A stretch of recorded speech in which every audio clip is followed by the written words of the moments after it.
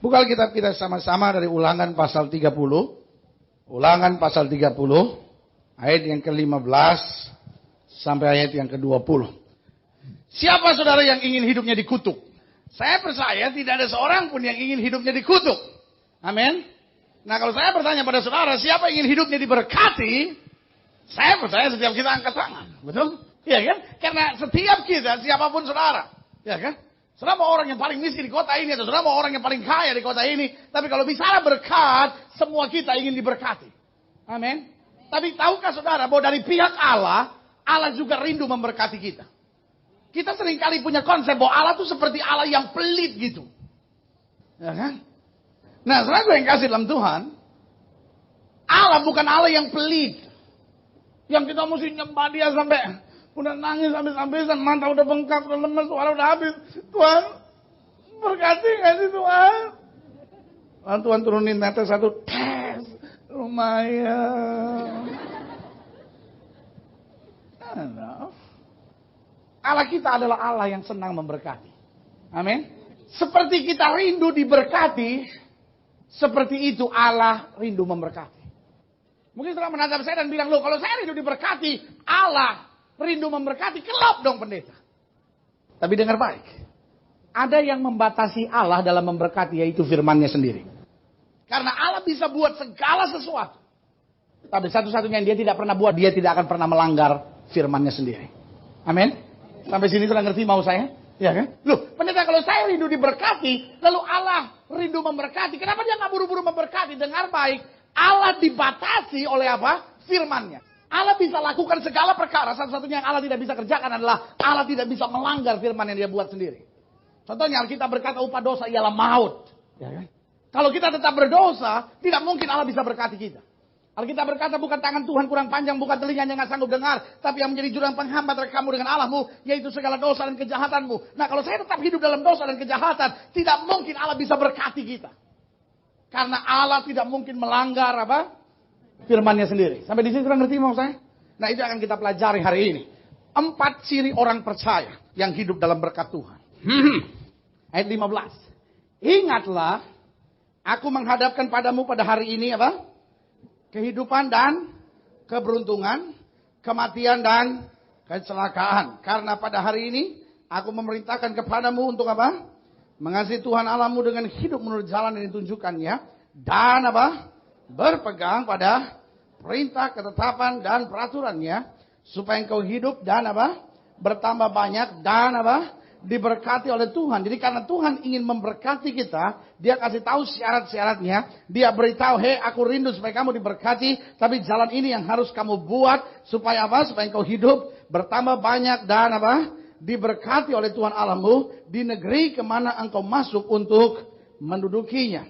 Tetapi jika hatimu berpaling dan engkau tidak mau mendengar, bahkan engkau mau disesatkan untuk sujud menyembah kepada Allah lain dan beribadah kepadanya, maka aku memberitahukan kepadamu pada hari ini bahwa pastilah kamu akan binasa. Tidak akan lanjut umurmu di tanah kemana kau pergi menyeberangi sungai Yordan untuk mendudukinya. Aku memanggil langit dan bumi menjadi saksi terhadap kamu pada hari ini. Kepadamu kuperhadapkan kehidupan dan apa? Kematian. Berkat dan kutuk. Ayat ini bilang apa? Pilihlah. Berarti berkat adalah sebuah pilihan, bukan keadaan. Saya ulangi sekali lagi, Alkitab berkata dengan jelas di sini, kuperhadapkan kepadamu kehidupan dan kematian, berkat dan kutuk. Lalu selanjutnya dikatakan apa? Pilihlah. Berarti berkat adalah apa? Pilihan, bukanlah keadaan. Jangan bilang sama saya, pendeta mungkin Tuhan gak memberkati hidup saya, sehingga saya gak bisa melihat banyak mujizat dalam hidup saya. Tapi sebagai hamba Allah, kembali saya mau ingatkan buat saudara, berkat bukanlah keadaan, tetapi apa? Pilihan. Berarti jika seorang hidupnya diberkati, karena dia memilih untuk itu. Jangan bilang, ya mungkin nasib saya memang begitu. Ya, Kristen tidak pernah mengenal nasib. Ya pendeta, saya punya suami suka nempeleng saya. Ya nasib saya memang udah begitu. Bukan nasib, kau yang pilih. Ya. Jangan bilang sama saya, pendeta, nasib saya memang begitu. Kerja ditipu orang. Jalan kemana, punya masalah. Mau pulang, kepleset masuk got. Memang nasib saya kurang baik. Nah, itu bukan nasib. Karena yang Allah rancangkan kata Alkitab yang terbaik. Amin. Sama-sama bilang sama saya terbaik. Yang Allah rancangkan yang seharusnya menjadi keadaan saudara adalah yang terbaik. Tapi Alkitab bilang, aku tidak memberi paksaan kepadamu. Ada pilihan, ada kehidupan dan kematian, ada berkat dan kutuk. Pilihlah. Amin. Berarti hidup diberkati bukanlah sebuah keadaan, tetapi sesuatu yang kita pilih. Great. Kita lihat selanjutnya. Pilihlah kehidupan supaya engkau apa? Hidup. Baik engkau maupun keturunanmu. Dengan mengasihi Tuhan Allahmu, mendengarkan suaranya, dan berpaut padanya. Sebab hal itu berarti hidupmu dan lanjut umurmu untuk tinggal di tanah yang dijanjikan Tuhan dengan sumpah kepada nenek moyangmu. Yakni kepada Abraham, Ishak dan Yakub untuk apa? Memberikannya kepada mereka. Jadi jelas buat kita berkat adalah pilihan, bukanlah apa? Keadaan. Lalu pertanyaan kita, apa itu hidup diberkati? Mungkin sudah menatap saya dan berkata, pendeta jelaskan buat saya apa artinya hidup diberkati. Kalau kita punya mobil kijang 2 itu diberkati, kalau 1 sedang, kalau di bawah kijang itu berarti masih merana. Apa artinya hidup diberkati?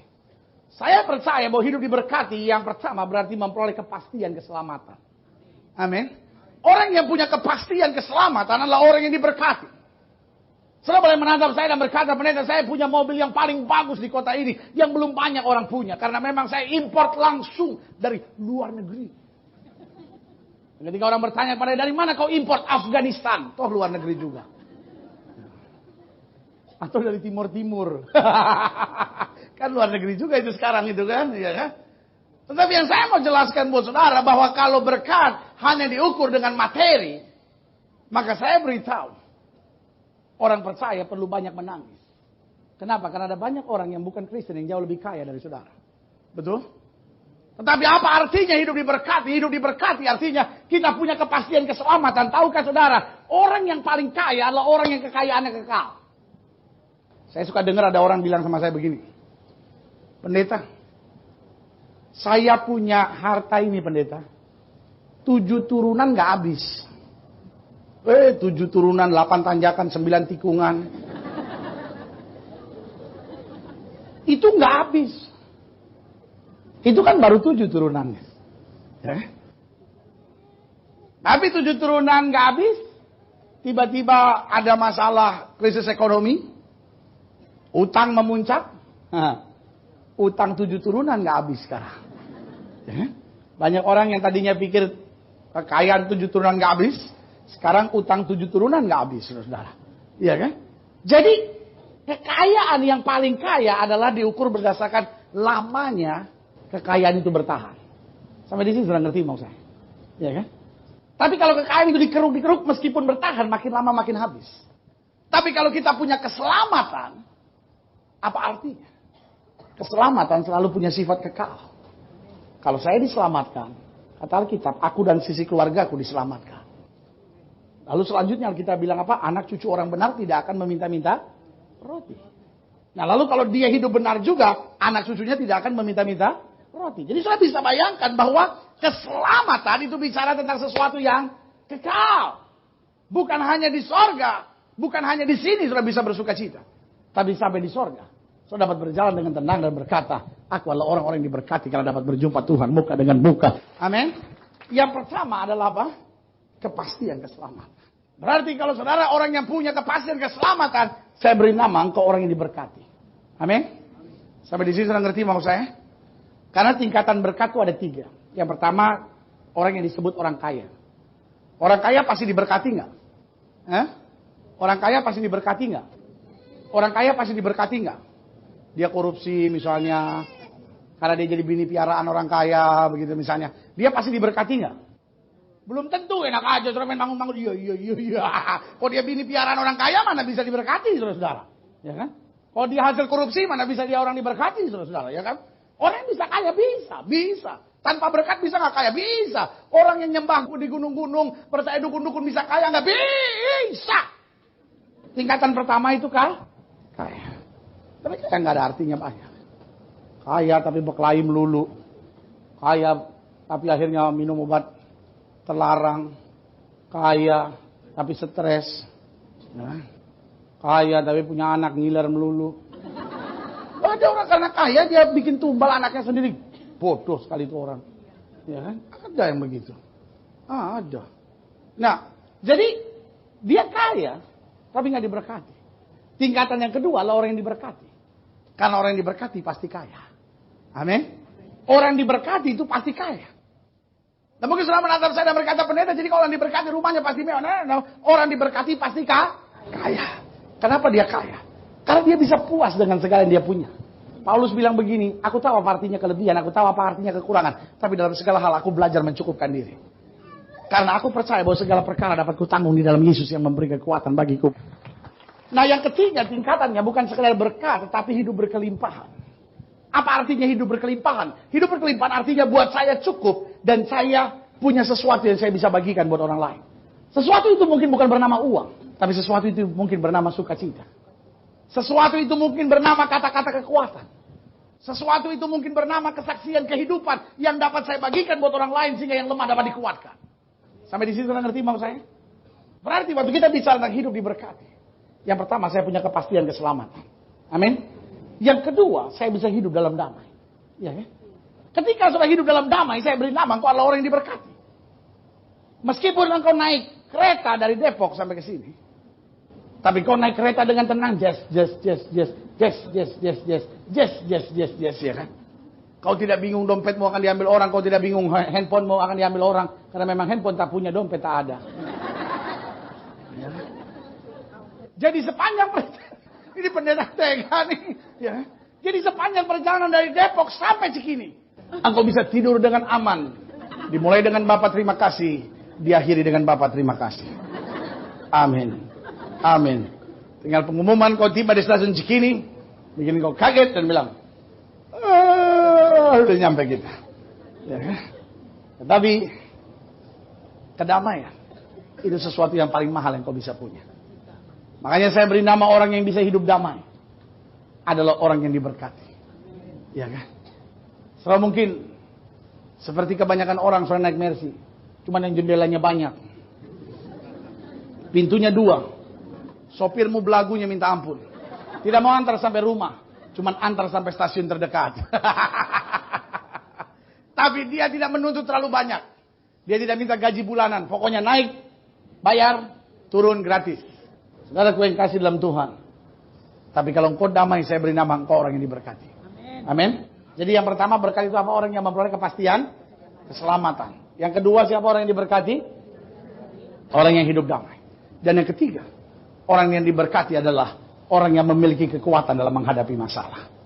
Orang yang memiliki kekuatan dalam menghadapi masalah, artinya masalah ada di depan dia, dia tidak menyerah karena dia tahu Tuhan membela dia, Tuhan memberi kemenangan. Dia tetap masalah dan berkata, masalah engkau ada di depanku, tapi Allah rancangkan mahkota yang besar bagiku. Saya beri nama orang itu adalah orang yang diberkati.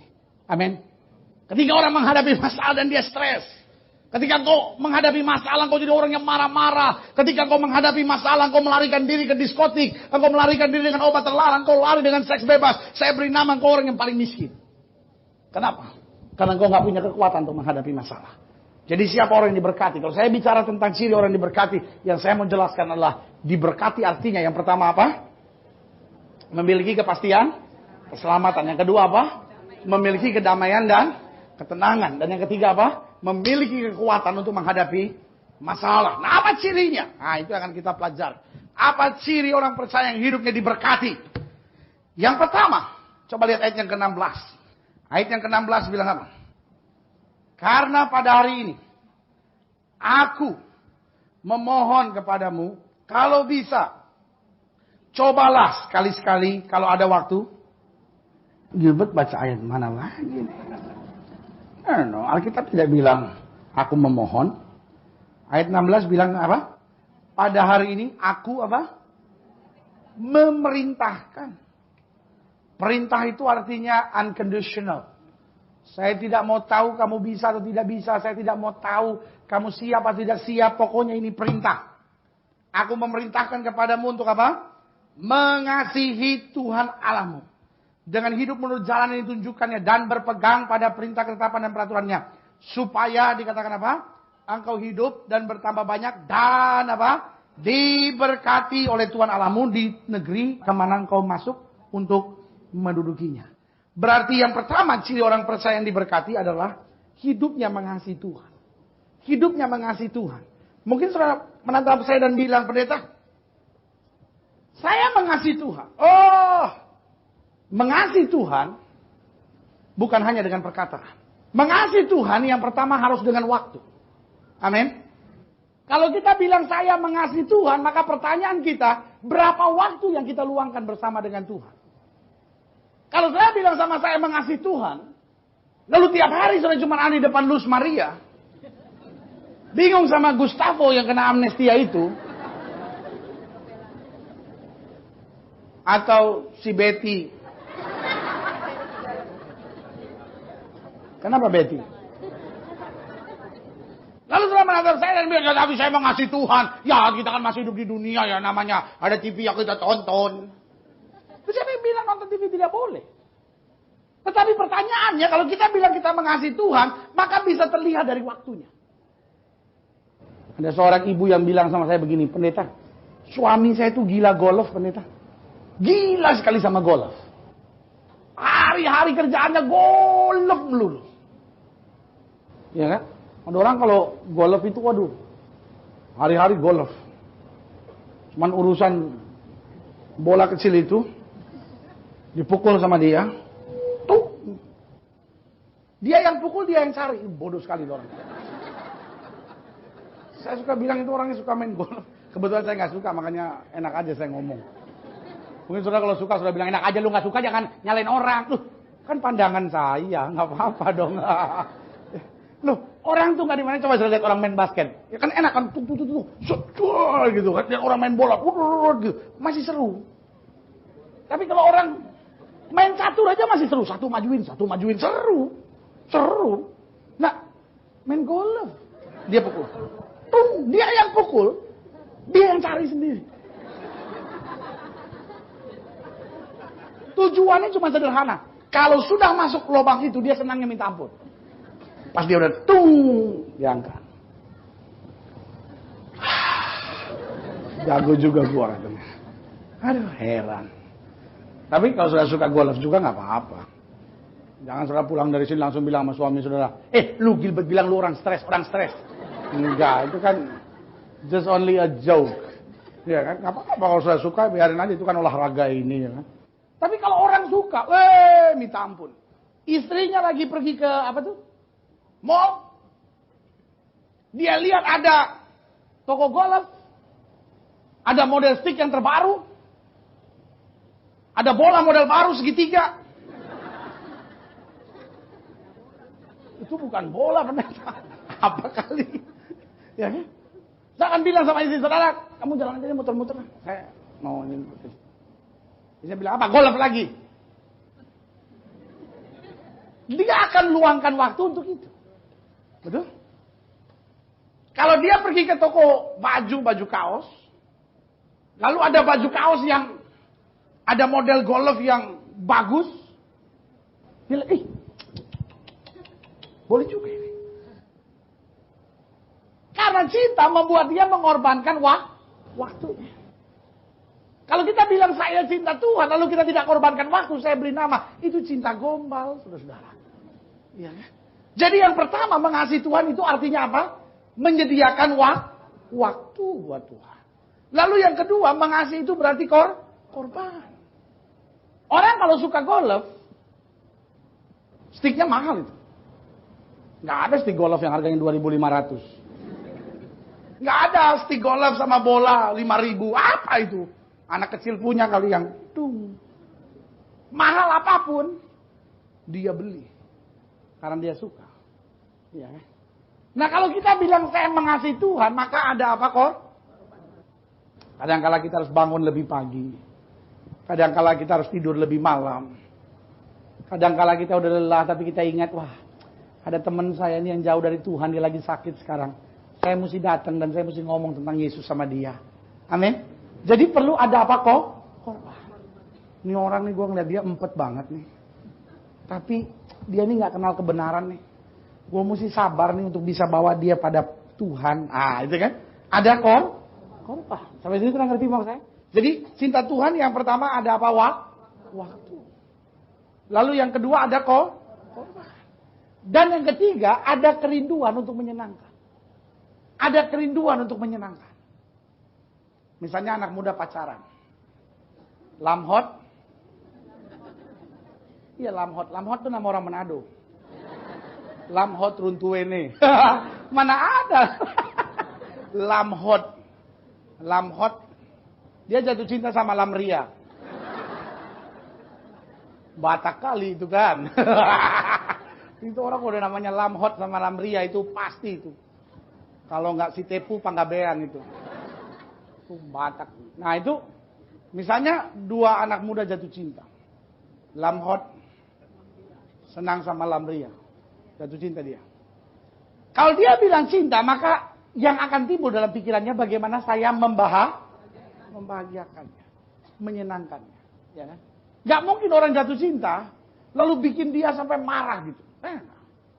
Dia akan coba apa? Menyenangkan. Kebetulan Lamria suka kue putu. Dagangnya nggak seberapa, berisiknya itu. Tukang kue putu kan gitu kan. Dagangnya sih nggak seberapa, cuma berisiknya.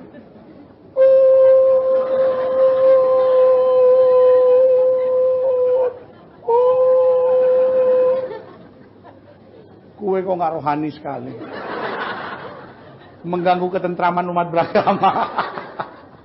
Nah, kan sekarang cari kue putu kan udah susah, saudara. Susah.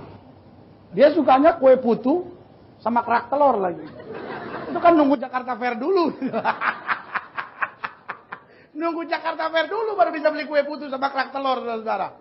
Ya kan? Tapi demi cinta. Malam minggu depan sudah dapat.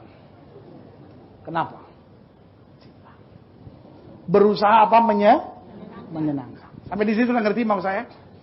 Kadang-kadang Tuhan minta yang sederhana kok dari kita. Tuhan nggak minta banyak-banyak. Tuhan minta jangan egois itu aja, ya kan? Kita nggak usah pergi sampai ke Tarutung kok untuk lepaskan tidak egois kita. Ya kan? Kita nggak usah pergi sampai ke ujung aspal, saudara-saudara. Hanya untuk melepaskan supaya kita nggak egois. Nah, kadang-kadang Tuhan minta sederhana. Tuhan minta udah ya. Kamu jangan simpan dendam ya. Kadang-kadang Tuhan minta udah ya. Kamu tuh jangan egois ya. Kadang-kadang Tuhan minta sama kita udah ya. Kamu jangan serakah ya. Kamu jangan terlalu pikir diri benar sendiri ya. Kamu jangan pikir mau menang sendiri ya. Kamu jangan pikir, oh ini saya harus kejar pokoknya sampai kapanpun saya harus raih. Nah, tapi Tuhan bilang, coba cari dahulu kerajaanku serta kebenarannya. Semuanya akan ditambahkan. Amin. Coba saya lihat Mazmur 24. Apa janji Tuhan buat orang yang mengasihi Tuhan? Mazmur 24. Ayat 3. Siapakah yang boleh naik ke atas gunung Tuhan? Siapakah yang boleh berdiri di tempat yang kudus? Orang yang apa? Bersih tangannya dan murni hatinya, yang tidak menyerahkan dirinya kepada penipuan, dan yang tidak apa? Bersumpah palsu. Ayat yang kelima bilang apa? Dialah yang akan menerima berkat dari Tuhan dan keadilan dari Allah yang apa? Menyelamatkan dia. Haleluya. Dialah yang akan memperoleh apa? Berkat. Dia naik ke gunung Tuhan dan menikmati hadiratnya. Coba soal lihat Yeskiel 34. Yeskiel 34. Jadi diberkati juga artinya boleh naik ke gunung Tuhan, menikmati hadiratnya. Ayat 24. Dan aku Tuhan akan menjadi Allah mereka, serta hambaku Daud menjadi apa? Raja di tengah-tengah mereka. Aku Tuhan yang mengatakannya. Aku akan mengadakan perjanjian apa? Damai dengan mereka dan aku akan meniadakan binatang buas dari tanah itu, sehingga mereka dapat diam di padang gurun dengan aman tentram, dan apa? Dapat tidur di hutan-hutan. Ayat 26. Aku akan menjadikan mereka dan semua, haleluya, yang di sekitar gunungku menjadi apa? Berkat. Bukan hanya diberkati, tapi menjadi berkat. Aku akan menurunkan hujan pada waktunya. Itu adalah apa? Hujan yang membawa berkat. Jadi saudara lihat ya, waktu hidup kita mengasihi Tuhan, Alkitab bilang apa? Kita boleh naik ke gunung Tuhan. Artinya, hari-hari kehidupan kita bisa merasakan kehadiran Tuhan yang luar biasa dalam hidup kita. Amin. Dan bukan hanya itu, ada hujan, kata Alkitab, ada hujan. Dan hujan itu, hujan yang menurunkan berkat. Amin. Sehingga kita bukan hanya boleh naik di gunung Tuhan, tetapi kita boleh menjadi berkat. Amin. Jadi yang pertama, apa ciri orang yang diberkati? Yang pertama, mengasihi Tuhan. Mulai dari situ dulu. Mulai dari situ dulu. Mulai dari situ dulu. Mulai dari situ dulu. Ada banyak orang punya iman. Oh ya, saya percaya Tuhan bisa buat ini. Saya percaya Tuhan bisa buat ini. Hati-hati. Jangan-jangan nanti akhirnya dia memakai Tuhan untuk menggenapi semua visi dan rencananya. Tapi biar kita mulai dari hal sederhana dulu. Tuhan, saya mengasihi Tuhan. Setiap hari itu yang harus saudara cek. Tuhan, apakah kasih saya berkurang sama Tuhan? Setiap malam sebelum sholat tidur, tanya sama diri saudara sendiri, Tuhan, adakah saya berkurang kasih saya kepada Tuhan? Hari demi hari cinta kita pada Tuhan harus bertambah. Amin. Karena semakin cinta kita bertambah, semakin kekuatan kita akan luar biasa menghadapi tantangan dan masalah. Yang kedua, apa ciri orang yang diberkati Tuhan? Lihat Hagai pasal 2. Hagai 2 ayat 20. Ini bicara kalau saudara lihat perikopnya, pembangunan bait suci mendatangkan berkat. Apakah benih masih tinggal tersimpan dalam lumbung? Dan apakah pohon anggur dan pohon ara, pohon delima dan pohon zaitun belum berbuah?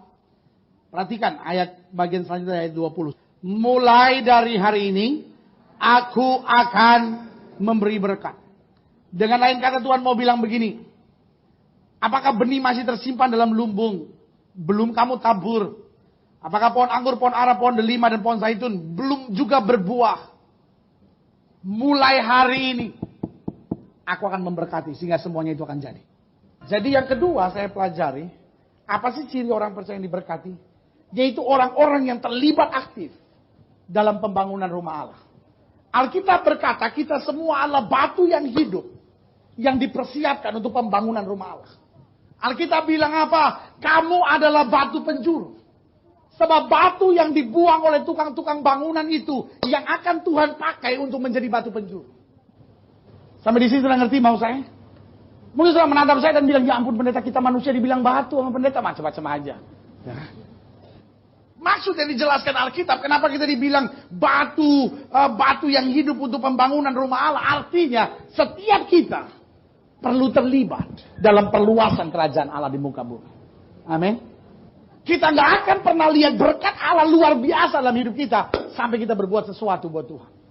Jangan menatap saya lalu bilang, ya pendeta, tapi kan saya kan bukan hamba Tuhan pendeta. Saya kan cuma jemaat awam biasa. Jadi saya kalau urusan pelayanan dong kurang bisa. Pelayanan bukan sekedar hanya sudah berkhotbah, memimpin pujian dan nyanyi. Amin. Suruh buat sesuatu dengan visi supaya pekerjaan Tuhan bisa besar, supaya pekerjaan Tuhan bisa luas. Itu pun adalah pembangunan rumah Allah. Amin. Saudaraku yang kasih dalam Tuhan. Jawaban saya sederhana. Ketika orang mau bicara apapun, itu justru awal untuk kita bersaksi. Amin. Ketika orang mau bilang, lu gereja lu aneh. Justru itu, lu lihat dulu keanehannya. Bukannya aneh, luar biasa. Di antara yang biasa-biasa, kita di luarnya. Amin. Ya, Yesus kita makanya disebut apa? Luar biasa. Dunia ini sudah penuh dengan orang yang biasa, ya kan? Dan kalau lihat yang luar biasa, kadang-kala dunia nggak bisa terima. Kalau dunia bisa, masa begitu? Orang-orang yang terlibat aktif dalam pembangunan rumah Allah, orang-orang yang terlibat aktif untuk menyebarkan kabar sukacita. Dengar baik, Tuhan harus memberkati. Saya percaya kalimat itu yang paling tepat. Bukan Tuhan akan berkati, tapi Tuhan harus berkati. Amin. Karena kita perlu terlibat dalam pembangunan rumah Allah. Setiap kita harus terlibat. Amin. Jangan jadi duduk hanya mendengar firman Tuhan. Kalau khotbahnya kebetulan seru, kita bilang, haleluya, saya diberkati. Kalau kurang seru, kita bilang, ya lumayanlah tempat tidur yang lumayan tadi itu. Melepas lelah. Ya. Yang ketiga, apa ciri orang percaya yang diberkati? Coba lihat 1 Petrus 3. 1 Petrus 3. Ayat 8 sampai 10.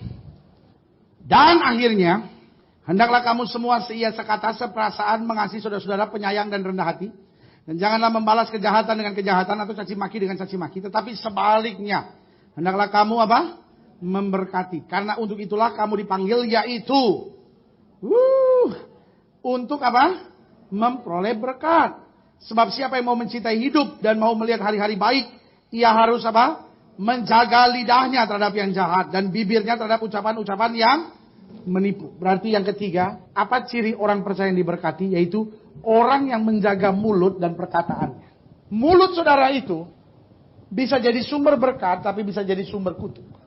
Kita berkata dengan mulut yang sama kita memuji Tuhan, dengan mulut yang sama kita mengutuk Tuhan, dan keduanya itu tidak boleh terjadi. Artinya mulut ini harus kita pakai hanya untuk hal yang baik. Alkitab bilang kalau kamu mau lihat hari-hari yang baik sesuai dengan rencana Allah, kamu dipanggil untuk memperoleh berkat. Maka jaga ucapan. Amin. Ya kan? Saudara lihat suami saudara dan saudara bilang, sayang, di muka bumi pria ini banyak, tapi yang seperti kamu tidak ada. Kamu lebih dari segala-galanya. Saya percaya sepanjang hari Minggu ini, hari ini menjadi hari baik. Tapi kalau saudara nggak percaya omongan saya, coba saudara bilang sama suami saudara, kamu tuh saya lihat-lihat tambah tua ya. Saya tuh sebetulnya nggak enak aja untuk bercerai, tapi saya kalau ngeliat kamu tuh udah empet banget. Saudara nggak ditempeleng sampai gigi goyang saja sudah mujizat. Karena ucapan menentukan banyak. Saudara bilang sama istri saudara, sayang, kamu adalah wanita yang paling berharga buat hidup saya. Tanpa kamu hidup terasa sepi. Lalu saudara lihat kaki istri saudara, udah nggak injek tanah lagi dia. Terbang di antara langit, begitu, melayang. Ya. Langsung hari itu kalau dia bikin sayur asamnya, lebih asam daripada biasa. Maksudnya mantap gitu ya kan. Maksudnya pokoknya doi lah luar biasa deh ya. Sampai saudara baru 1 meter dari piring sudah kenyang. Karena baunya, minta ampun. Tapi coba saudara bilang sama istri saudara, sayang, kamu tuh udah gendut, bunder begitu. Saya nyesel kawin sama kamu. Tunggu 5 menit lagi. Saudara cari istri saudara di mana-mana nggak ketemu. Saudara tahu dia ada di mana? Dalam sumur. Bunuh diri dia. Stres, ya kan? Jadi mulut sangat apa? Menentukan. Mulut sangat menentukan, ya kan? Jadi perkataan menentukan banyak. Sampai di sini saudara ngerti mau saya? Kalau saudara ingin lihat rumah tangga saudara bahagia, jaga perkataan saudara. Kalau saudara ingin lihat anak-anakmu maju, anak-anakmu berhasil, jaga perkataan. Tiap hari saudara bilang sama anak saudara, anak tolol lu, anak goblok lu. Anak setan lu bener-bener. Jadi anak saudara kan bisa tahu siapa bapak dan ibunya. Ya kan? Anak kebo itu karena mama papanya ke. Anak sapi itu karena mama papanya sapi. Kalau orang bilang anak sialan, bapak ibunya. Nah itu kan, saya juga udah bilang apa. Saya dari tadi bilang apa sama saudara ya kan. Jadi kalau sudah marah sama anak tuh bilang, kamu anak pintar kamu. Nah bapak ibunya. Nah itu kan, saya juga bilang apa. Marah sama anak tuh, kamu tuh dasar gagah. Bapak ibunya. Nah itu kan. Jadi saudara yang kasih dalam Tuhan. Kalau kita ingin lihat hidup diberkati, jaga apa? Karena orang yang mau diberkati, dia harus jaga mulutnya. Sama Tuhan dia ngomong harus benar. Tuhan saya percaya. Tuhan saya percaya. Kepada sesama dia harus bicara benar. Memberkati. Saya tidak akan jatuh. Saya akan lihat mujizat. Saya akan lihat kemenangan. Saya akan lihat perkara besar karena Tuhan yang menjanjikannya bagi saya. Jadi, ciri orang diberkati Tuhan yang pertama apa tadi? Hidup mengasihi Tuhan. Yang kedua apa? Terlibat aktif dalam pembangunan rumah Allah. Yang ketiga, menjaga mulut dan perkataan. Yang terakhir, yang keempat, Kejadian 26. Mulai ayat yang kedua. Ini Tuhan bicara sama Ishak ketika ada kelaparan di Israel. Lalu Tuhan menampakkan diri kepadanya serta berfirman, janganlah pergi ke Mesir, diamlah di negeri yang akan kukatakan kepadamu. Tinggallah di negeri ini sebagai orang asing, maka aku akan apa? Menyertai engkau dan memberkati engkau, serta kepadamu lah dan kepada keturunanmu lah akan kuberikan seluruh negeri ini. Dan aku akan menempati sumpah yang telah kuikrarkan kepada Abraham ayahmu. Berarti yang ketiga, ciri orang percaya yang diberkati adalah orang yang taat pada perintah Tuhan. Ketika di Israel ada masalah, pada saat itu biasa sekali kalau ada masalah di Israel, kota pertama yang paling gampang untuk dikunjungi, kota yang cukup baik, negeri yang cukup baik adalah Mesir. Sehingga Ishak berpikir untuk saya pergi ke Mesir. Tapi Tuhan bilang sama dia, jangan ke Mesir. Kamu pergi ke Filistin, padahal Filistin waktu itu adalah musuh terbesar. Filistin waktu itu adalah musuh yang terbesar. Sehingga dia dalam kondisi bahaya, sehingga dia pikir, aduh, aku buat apa di sini? Tuhan bilang, hei, kamu taat, kamu ada di situ, maka aku akan memberkati engkau. Dan Alkitab berkata, kalau sudah baca selanjutnya, menaburlah Ishak di tanah asing itu. Dan Tuhan memberkati dia. Sehingga dia menjadi kaya, sangat kaya, dan teramat sangat kaya. Amin. Kenapa? Karena dia taat pada perintah Tuhan. Saudara yang kasih dalam Tuhan. Orang-orang yang diberkati adalah orang-orang yang taat. Tapi bagaimana kita bisa taat kalau kita tidak pernah dengar? Amin. Bagaimana kita bisa dengar kalau kita nggak pernah punya waktu untuk Tuhan bicara buat kita? Itu sebabnya selalu saya bilang, ketaatan berhubungan erat dengan kepekaan. Jadilah orang-orang yang peka akan suara Tuhan. Ketika engkau diperhadapkan pada pilihan, jangan mengambil keputusan terburu-buru. Ketika engkau harus melangkah, jangan ambil langkah terburu-buru. Dengar suara Tuhan dulu, dengar suara Tuhan dulu. Dan waktu Tuhan bicara, Tuhan nyatakan sesuatu. Apapun yang terjadi, sudah taati. Dan waktu engkau taati, disitulah berkat datang. Haleluya.